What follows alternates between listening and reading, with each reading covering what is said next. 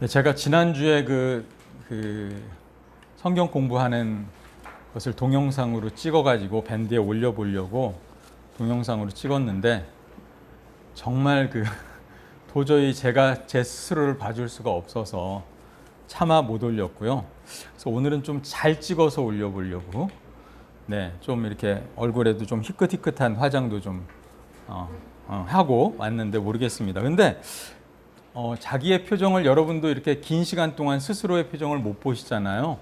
되게 당황스럽더라고요. 스스로의 표정을 보니까 눈도 짝짝이인데다가 입도 튀어나왔고 뭐 막 인상도 쓰고 말이죠. 어우 정말 조심해야 될 것 같습니다. 스스로를 좀 많이 반성을 했어요. 여러분 우리는 지금 코로나19 이후 시대를 살아갑니다. 뭐 엊그제도 미국에서 하루 발생 환자가 4만 명을 넘어섰다죠. 그러니까 뭐 지금 어마어마하게 많은 코로나 환자가 여전히 세상에서 발생을 하고 있습니다. 우리나라도 50명 이상 발생하는 게 벌써 며칠째예요. 그런데 이럴 때 참 오비일학인지 뭔지는 모르겠습니다만 지금까지의 누적됐던 모든 불만이 쏟아져 나오는 거겠죠. 여기저기서 교회가 비난을 받습니다. 교회의 모임 자체가 세상 사람들의 주시의 대상이 지금 되고 있습니다. 그래서 지금은 뭐 우리 교회가 어떻고 저떻고 우리 교회 나와봐 이런 복음 전파의 방법이 전혀 먹히지 않는 시대가 됐습니다. 그런데 그러면 우리가 복음 전파할 수 없는 시대니까 복음 전하지 말고 그냥 우리끼리만 잘 살자 그러면 되느냐? 복음 전파는 우리 그리스도인들의 이 아주 가장 중요한 의무 아닙니까? 생명을 전하는 거잖아요. 결단코 그리스도인은 포기할 수 없는 문제입니다. 그러면 어떻게 우리가 해야 할까요? 이 시대를 코로나 이후를 살아가는 그리스도인들은 어떻게 해야 될까요? 저는 제가 개인적으로 묵상하면서 생각하는 것들은 우리가 교회를 전하는 시대는 끝났다. 교회를 전하는 시대가 아니라 이제는 우리가 올바른 그리스도인 개개인으로서 이 땅 가운데서 올바르게 살아가면서 우리를 통해서 예수를 드러내야 한다. 이렇게 생각을 합니다. 우리의 일상, 우리가 친구를 만나거나 직장에서 생활하는 우리의 일상을 통해서 예수를 드러내고 우리 주변 사람들이 나를 통해서 예수를 경험해야 한다. 그렇게 생각을 합니다. 그럼으로써 복음을 드러내는 것이죠. 자, 그래서 요즘 계속해서 그리스도인들의 모습에 대해서 제가 설교를 이어나가고 있는 겁니다. 그런데 궁금한 게 우리가 일상에서 부활을 경험한 자로 살아라. 우리가 사소한 선을 경험한 자로 사소한 선을 행하면서 살아라.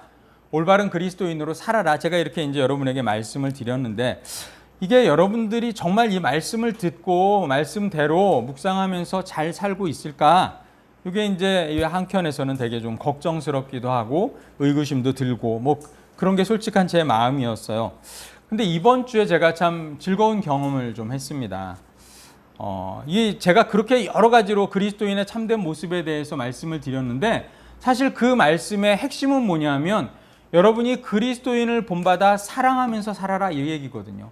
사랑하면서 살아라 이 얘기인데 제가 이제 이름은 밝히지 않겠습니다. 목요일 아침에 성도 한 분이 저를 교회로 찾아오셨어요. 왜 오셨냐면 아이고 우리 목사가 더운데 정말 하루 종일 골방에서 고생하고 있는데 뭐 저는 특별히 고생하는 건 없습니다만 그렇게 생각하시나 봐요. 고생하고 있는데 제가 너무 안쓰럽다면서 뭐를 좀 싸갖고 오셨어요. 싸갖고 오셔서 잘 챙겨 먹어라 이러면서 저를 주고 위로해 주시고 뭐 가셨어요. 긴 시간은 아니었습니다만 그러나 궂은 날씨에 덥기도 하고 비도 오고 막 이런 궂은 날씨에 저를 위해서 시간을 내서 오신 거잖아요.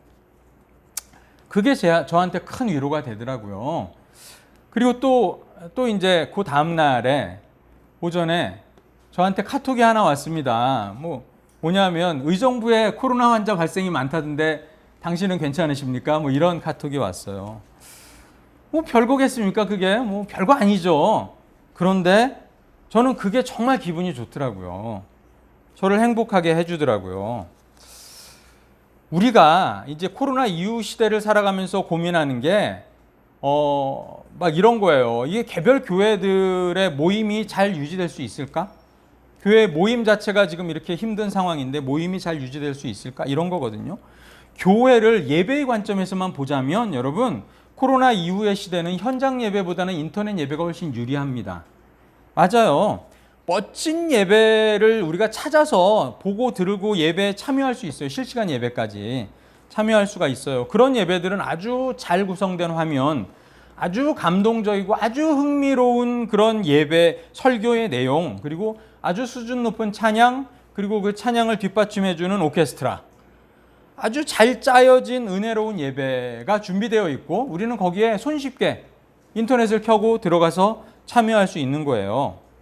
근데 이게 코로나 이후에 잘못되었다, 너 그런 데 참여하면 안 돼, 교회 안 가고 그런 데 참여하면 안 돼, 이렇게 말할 수 없는 상황이 되어버렸잖아요.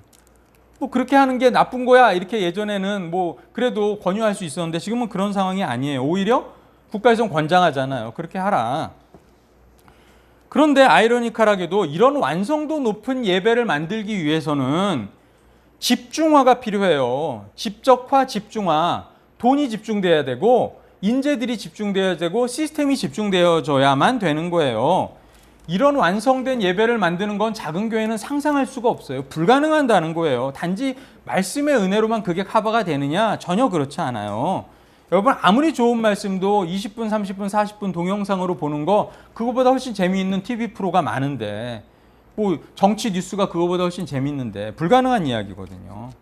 그러다 보니까 오히려 우리는 늘상 대형교회를 비판했는데 그 대형교회를 찾아가는 현상이 벌어지게 되는 겁니다. 대형교회만 살아남는 구조가 되어가고 있어요. 이런 걱정이 저한테 많이 들었거든요. 근데 번뜩 든 생각이 그거예요. 그런 멋진 예배를 구경하는 것, 내가 참여하는 것으로 예배의 신앙생활이 다라고 말할 수 있을까? 멋진 화면을 보고 참여한다는 게 다일까? 아, 그게 아니구나. 내 피부에 와닿는 관심, 내 피부에 와닿는 사랑의 표현, 이게 동반돼야 참된 공동체이고 그리고 참된 예배가 되겠구나. 그게 참된 신앙이구나. 이런 생각이 들더라고요. 내가 인터넷으로 유튜브로 이찬수 목사님 설교 잘 하시잖아요. 그런 뭐 유명한 그또 아주 그 찬양도 좋고 예배를 이렇게 구경하긴 정말 좋아요. 최적화되어 있어요. 뭐 소망교회도 그렇고 뭐 큰 교회들 다 그렇게 잘 되어 있습니다. 근데 그곳에서 내가 함께 참여해서 예배 드리는 것은 그곳에서 참여해서 함께 예배 드리는 사람들은 마치 내가 TV 속에서 연예인을 보는 것과 다르지 않아요. 그들과 내가 접촉점을 갖기가 어렵다는 거예요. 나는 그분을 잘 아는데 그분은 나를 모르잖아요. 그러니까 정작 내가 소외되고 내가 고통당하고 내가 아픔을 겪고 내가 고민에 있을 때 나를 손잡아 줄 수 있는 입장은 안 된다는 거죠.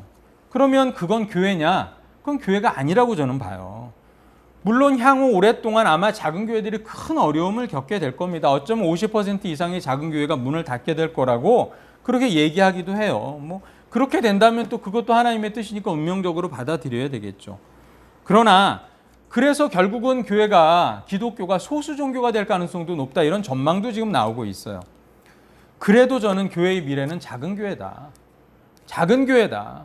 뭐 작게 이 정도 규모 아니면 더 작아질 수도 있겠지만 이 정도 작은 규모가 서로 돕고 서로 사랑하고 서로 부족한 말씀을 나누면서 살아가는 게 제대로 된 교회의 미래가 아닐까.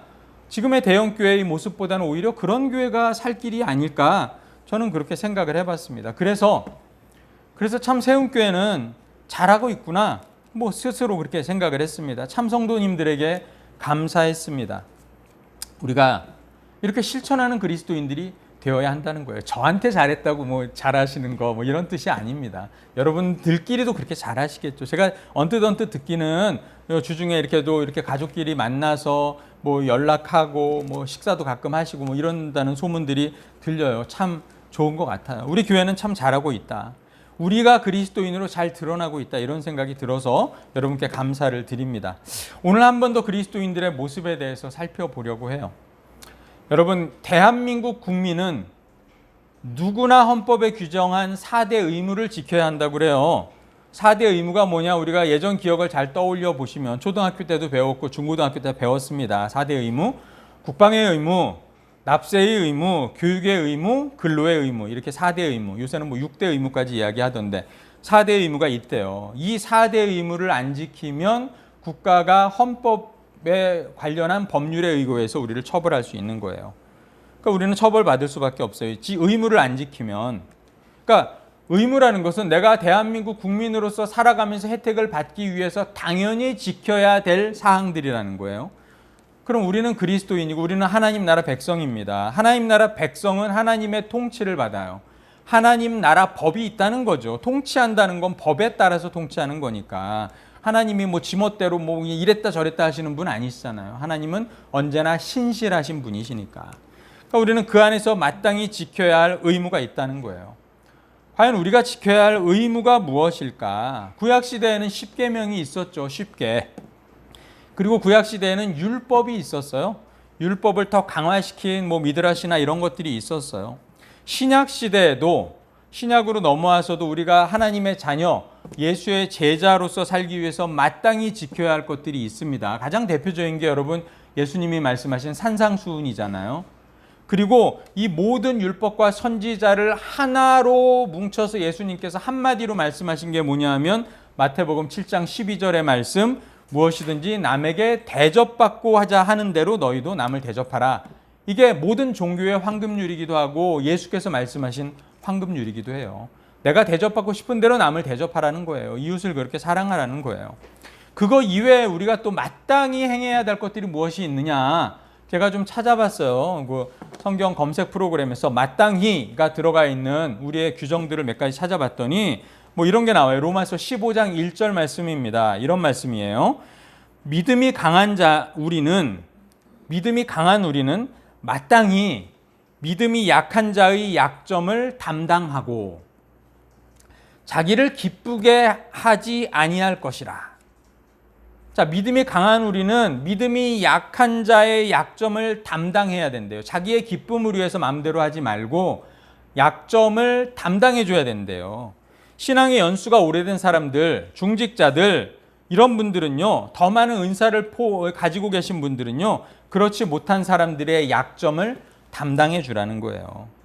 여러분, 믿음이 강한 배우자들은요, 믿음이 약한 배우자를 몰아붙이고 나 따라와! 왜 너 교회 안 가? 가자! 막 이렇게 하실 게 아니라 그분의 약점을 담당해서 신앙의 밸런스를 맞추셔야 돼요. 나 혼자 너무 앞서가면 안 된다는 거예요. 함께 걸어가야 되는 길이잖아요.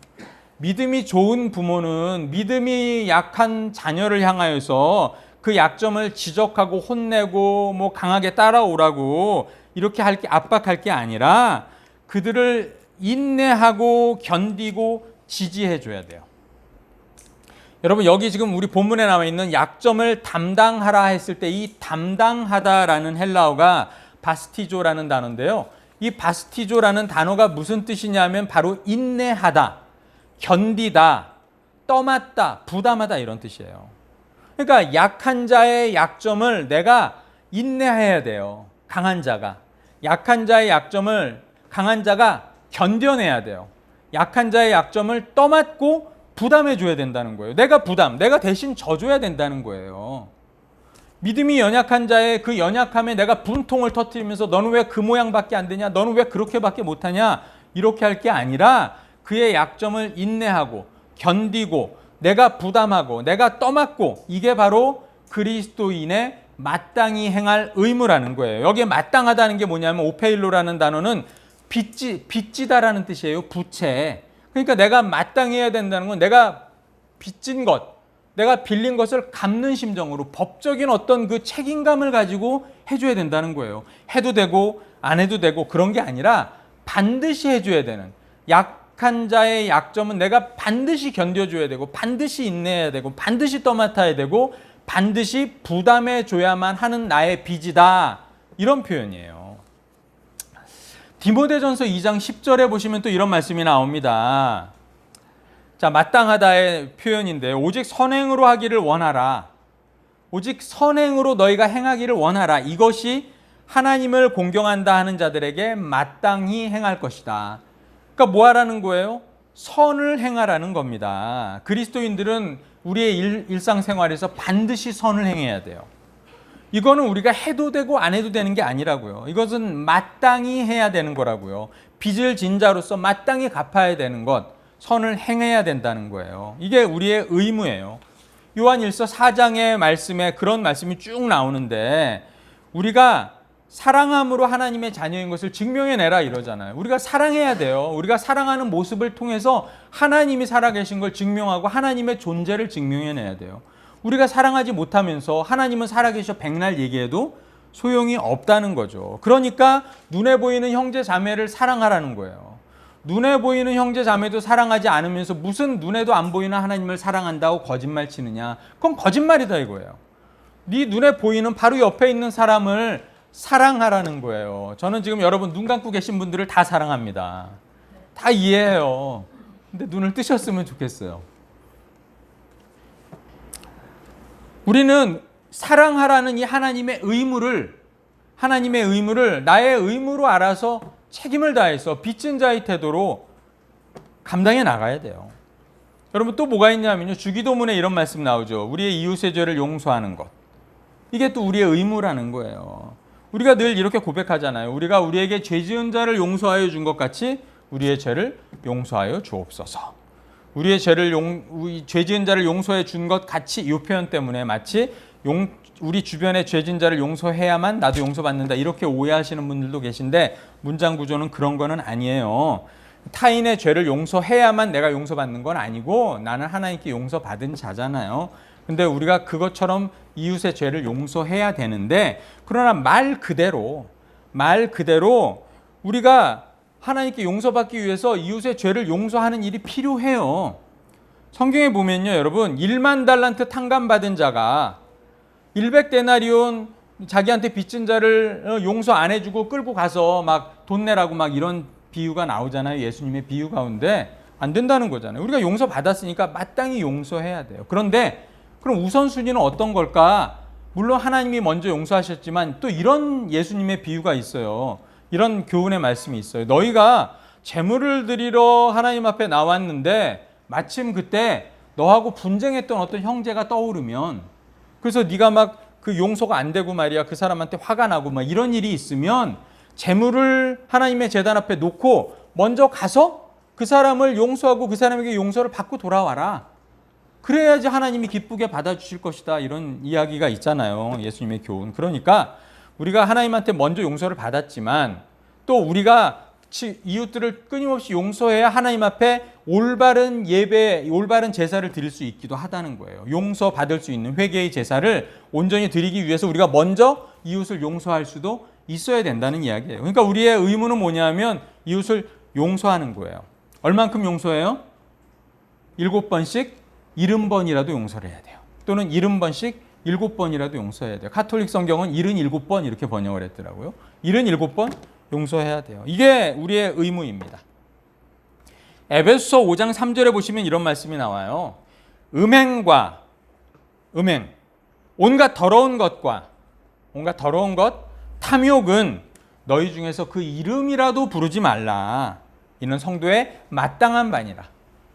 음행, 더러운 것, 탐욕은 너네들 그 이름도 부르지 마. 입에 담지도 마. 그것은 성도가 마땅히 행해야 될 의무야. 이렇게 말합니다. 여러분 우리는 세상 속에서 살아갑니다. 그래서 세상에 대해서 배타적인 태도로 살아가면 안 돼요.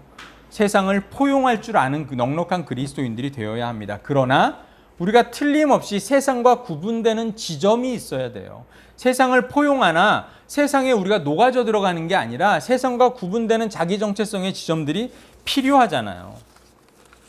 세상과 다름없이 술에 술 탄 듯 물에 물 탄 듯 이렇게 살아가선 안 된다는 겁니다. 특히나 요즘과 같이 세상으로부터 기독교가 지탄의 대상이 되었을 때는 특별히 우리가 말씀을 지키고 배제할 것은 배제할 줄 아는, 지킬 것은 지키고 배제할 것은 배제할 줄 아는 지혜가 있어야 돼요. 그러기 위해서 우리는 음행을 멀리해야 되고 더러운 것을 멀리해야 되고 탐욕을 쫓는 삶을 멀리해야 합니다. 여러분 음행이라는 게 뭐냐?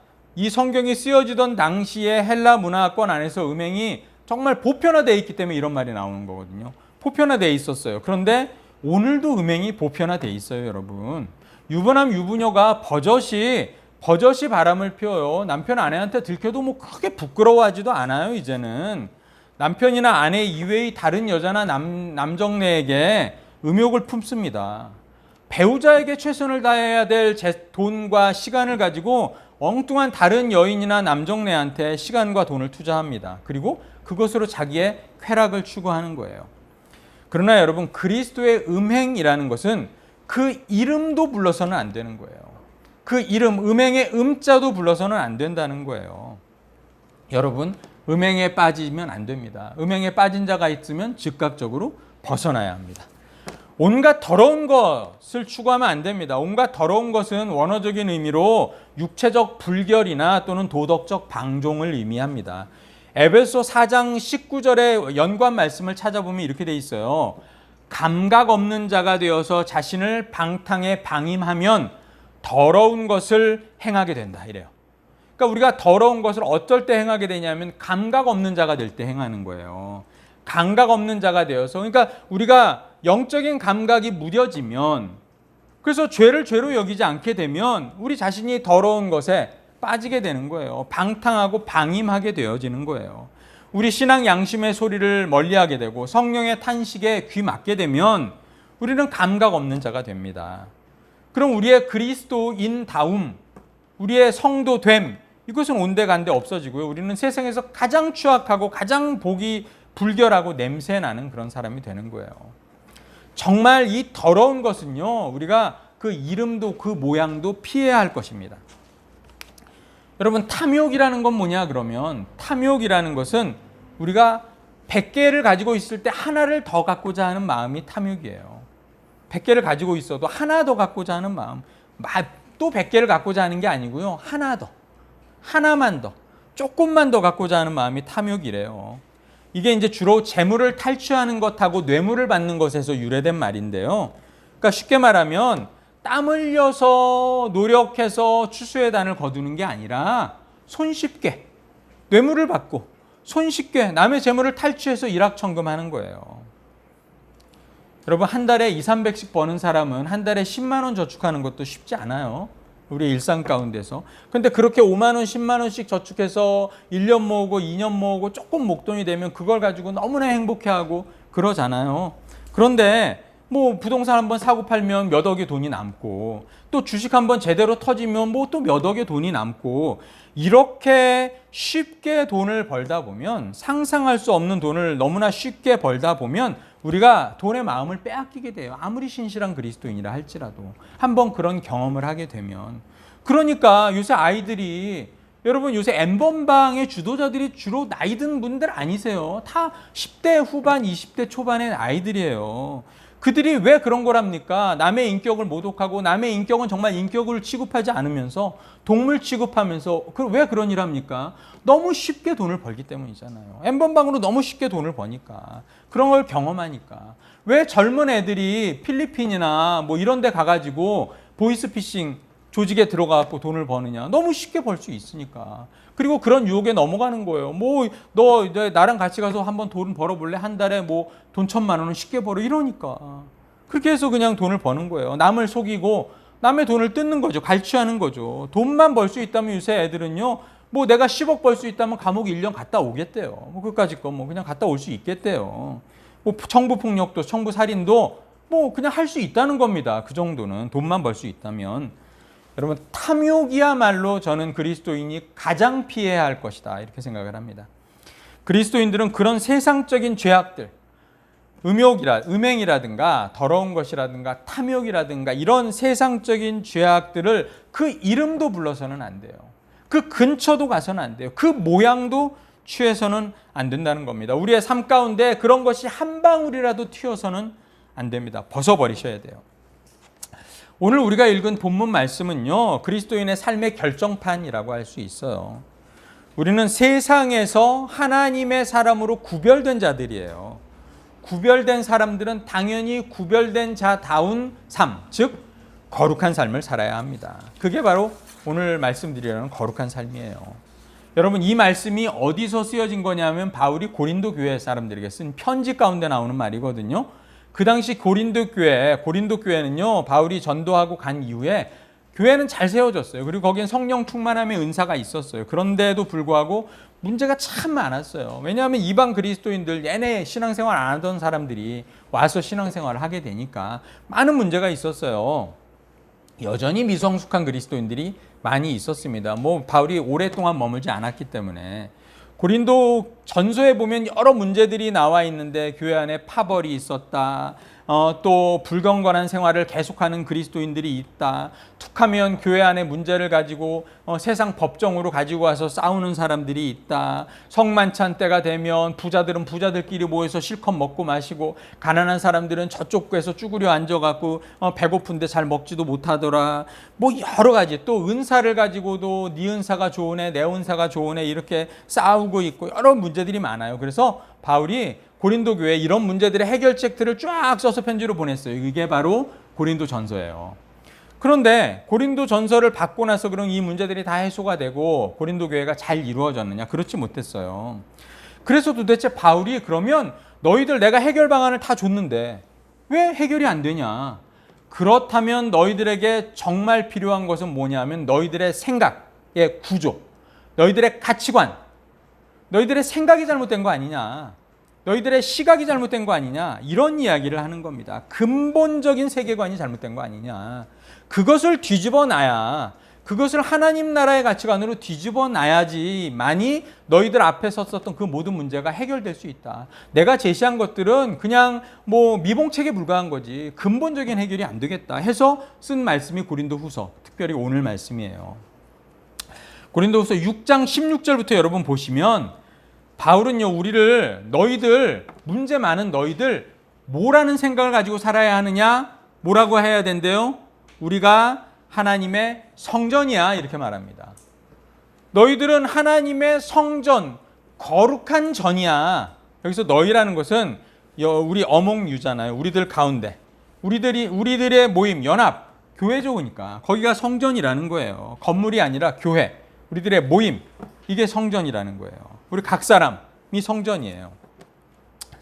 하나님이 우리 가운데, 고린도 교회의 성도들 가운데, 그들의 모임 가운데, 그 교회 가운데 임재하시고 그리고 거기를 다니시기 위해서 너희들을 선택하셨다. 그러니까 너희들이 선택된 이유는 하나님이 너희 가운데 임재하고 거기서 다니시면서 너희와 동행하고 즐거움을 나누기 위해서 너희를 선택했다는 거예요. 너희를 하나님 백성 삼았다는 거예요. 성도 삼았다는 거예요. 그리고 우리가 너희들이 연합하고 모이는 곳은 어디든 하나님이 성전 삼으신다. 이렇게 말씀하셔요. 어디에 너희가 모여있든지 그곳이 성전이다. 니네가 교회라고 하는 곳에 나와서 모여있든 아니면 너네 집에 모여있든 어디에 가서 야외에 가서 모여있든 너희들 모임 그곳이 하나님의 성전이다. 그렇게 얘기를 하는 거예요. 그리고 하나님이 우리를 영접하시고 우리의 아버지 되셨으니 너희들은 다시 말해서 하나님의 자녀가 된 거야. 너희들은 이제 세상의 자녀가 아니라 하나님의 자녀, 하나님 나라 백성 된 거야. 그러므로 너희들은 당연히 이 거룩한 하나님 나라 백성으로 하나님의 거룩한 성전으로 너희도 거룩해야만 해 라고 말하는 게 바울의 이야기입니다. 이 이야기를 듣는 순간 우리에게는 이제 어떤 의무가 발생하냐면 우리는 하나님의 성전이고 우리는 하나님의 백성이고 우리는 하나님의 자녀가 되었으니 우리는 이제부터는 거룩한 자가 되어야 하는 거예요. 봐요. 성전도 거룩한 거고요. 그 다음에 하나님의 백성인 성도도 거룩한 거잖아요. 하나님의 자녀, 이것도 마찬가지로 하나님의 자녀니까 당연히 하나님의 거룩함이 그대로 전이되는 거룩한 존재잖아요. 그러니까 우리는 마땅히 이제 거룩해야만 한다는 거예요. 그런데 문제는 우리가 거룩한 자가 되었어요. 하나님이 일방적으로 우리를 선택하셔서 너는 이제부터 거룩한 자야. 자, 우리 송양미 집사님 이제부터 거룩한 자야. 정순덕 집사님 이제부터 거룩한 자야. 이렇게 했어요. 그래서 나도 송양미 집사님도 속으로 그래 나 이제부터 내가 결심했어. 내가 이제부터 거룩할 거야. 막 이렇게 결심했어요. 그죠? 결심했어요. 그런데 문제는 송양미 집사님이 아무리 그렇게 결심을 하고 이제 남편하고 차를 딱 타고 가는데 남편의 운전이 마음에 안 드는 거야. 아, 정말 왜 이렇게 운전을 해? 집에 딱 갔는데 애들이 어질러 놓은 게 마음에 안 드는 거야. 똑같아. 어제나 오늘이라 변한 게 없잖아요. 내 주변은 아무것도 안 변했단 말이에요. 내가 하나님의 임재를 경험하고 내가 아무리 결심을 해도 우리의 삶 자체가 변하는 건 아니잖아요. 내일 직장에 출근했는데 미워 죽겠는 저놈은 똑같단 말이에요. 여전히 똑같단 말이에요. 그러니 나를 둘러싸고 있는 이 모든 환경은 불우하고 직장 환경은 쓰레기 같고 나를 둘러싼 사람들은 다 정말 괴팍하고 이상한 사람들 뿐이니 거기서 나만 거룩해지고 나만 선을 행하고 나만 양보하고 이런 것은 뭐예요? 바보 같은 짓이 되어버리는 거예요. 나만 손해보는 짓이 되잖아요. 나만 조롱의 대상이 되어버린다는 거죠. 그러면 어떻게 해야 되느냐? 여러분, 그럼에도 불구하고 우리는 거룩해져야 된다는 거예요. 왜? 이게 우리의 의무니까. 하나님이 그렇게 하라고 하신 거니까. 그럼에도 불구하고 우리는 거룩을 포기하면 안 돼요. 이게 하나님의 우리를 향한 계획이고 뜻이고 하나님이 나를 건지신 이유이기 때문이에요.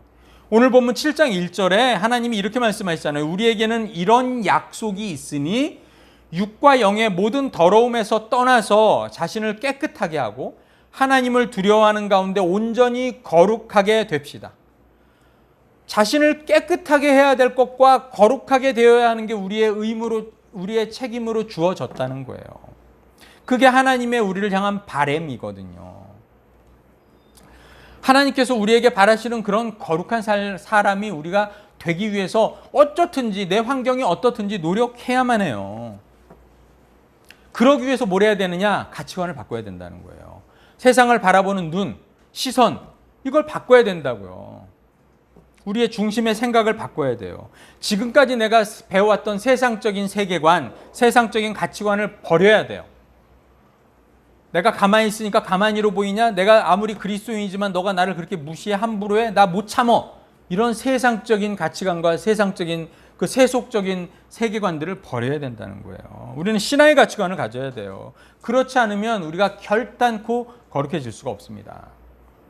어떻게 하면 우리가 그러면 세상적인 가치관을 버리고 하나님 나라의 가치관, 거룩한 가치관을 가질 수 있느냐? 그게 뭐냐면 첫 번째가요, 여러분. 1절을 보시면 우리에게 이런 약속이 있으니 깨끗해지고 거룩해지라 이렇게 말하죠. 문장 구조가 보시면 이런 약속이 있으니까 너네 깨끗해져. 이런 약속이 있으니까 두려워하는 가운데 거룩해져 이렇게 말한단 말이에요. 그럼 이 약속이 뭘까요? 이 약속이 뭐예요? 여러분, 우리가 가진 이 약속 바로 18절 말씀이에요. 그 앞에 나와 있는 6장 18절 뭐예요? 나는 너희의 아버지가 되고 너희는 내 자녀가 될 것이다. 나 전능한 주가 말하는 거예요. 다른 사람이 헛된 말하는 게 아니라 전능하신 하나님이 말씀하시는데 나는 네 아버지가 되고 너는 내 자녀가 돼야. 지금부터 너는 신분이 완전히 바뀌었어. 너는 여전히 쓰레기 같은 환경 가운데 남아있을지라도 너는 여전히 너 주변을 둘러싸고 있는 그런 불우한 환경 가운데 있을지라도 너의 신분은 이제 바뀌었다는 거예요. 더 이상 쓰레기의 자손이 아니에요. 더 이상 진노의 자녀가 아니에요. 이제는 너는 하나님의 자녀, 이 고귀한 하나님의 자녀가 되었다는 것이죠. 내가 하나님이 그것도 그냥 하나님이 아니라 전능하신 하나님이 만군의 여호와 하나님이 너의 아버지가 되어서 네 아버지의 역할을 하겠다는 선언이시잖아요. 이제 내가 네 아버지 역할 할게. 이렇게 선언하시는 거예요. 이제 송양미 집사님의 아버님은 돌아가신 육신의 아버님도 계시지만 하나님의 아버지가 돼서 아버지 역할을 하겠대요. 그렇게 하시겠다잖아요. 말은 못하겠습니까? 전능하신 하나님이 우리 아버지가 되신다는데 아버지가 누구예요, 여러분? 여러분의 필요를 채워주는 분이에요. 여러분의 모든 뒤를 봐주시는 분이잖아요. 아주 든든하신 백.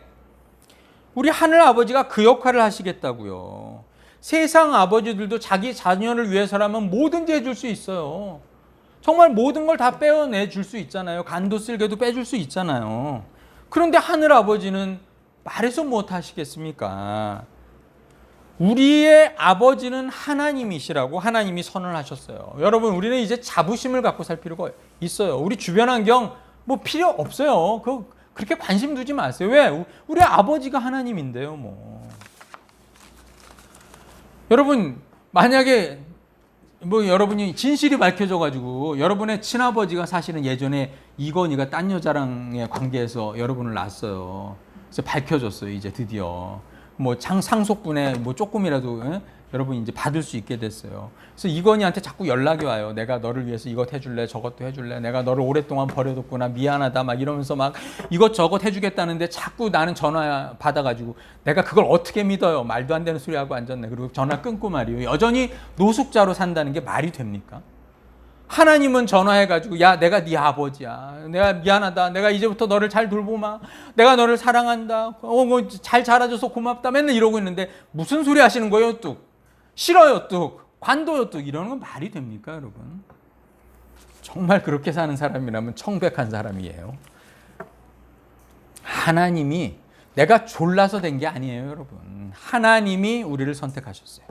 하나님이 스스로 우리에게 아버지 되겠다 하셨어요. 아버지 노릇하겠다는 거예요. 이제부터 우리 가운데 사시겠대요. 부영같이 나와 함께 머무시겠대요. 우리 가운데 이 자리에 임재하시겠대요. 우리 가운데로 다니시겠대요. 이렇게 약속하셨습니다. 그런 하나님이 원하시는 한 가지가 뭐예요? 그러니까 너희들 거룩해라 이 얘기예요. 그러니까 너희들 깨끗해라 이 얘기예요. 왜? 내 자녀니까. 너 내 자녀니까 내 자녀답게 살아야지. 그러니까 거룩해야 돼. 그러니까 깨끗해야 돼. 이 말씀하고 있는 거예요.